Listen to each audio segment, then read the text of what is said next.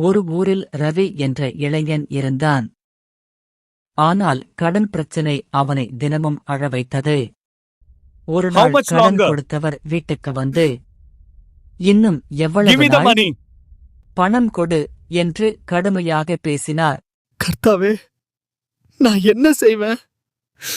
என்னால் முடியல, எல்லாம் முடிஞ்சிடுச்சு போல இருக்கு. மூடி ஜெபிக்கும் போது இயேசு அவன் அருகில் வந்து, மகனே, பயப்படாதே, நான் உன்னை கைவிட மாட்டேன். அடுத்த நாள் காலை ரவி ஒரு முடிவு எடுத்தான். அவன் வேலைக்கு மீண்டும் முயன்றான். ஒரு சிறிய வாய்ப்பு கிடைத்தது. சிறிது சிறிதாக கடனை அடைக்க ஆரம்பித்தான். ஒரு நாள் ரவி சிரித்துக் கொண்டே சொன்னான், கடன் இன்னும் இருக்கலாம், ஆனா இப்போ என் மனசுல பயம் இல்லை, ஏனென்றால் இயேசு என் கூட இருக்கிறார்.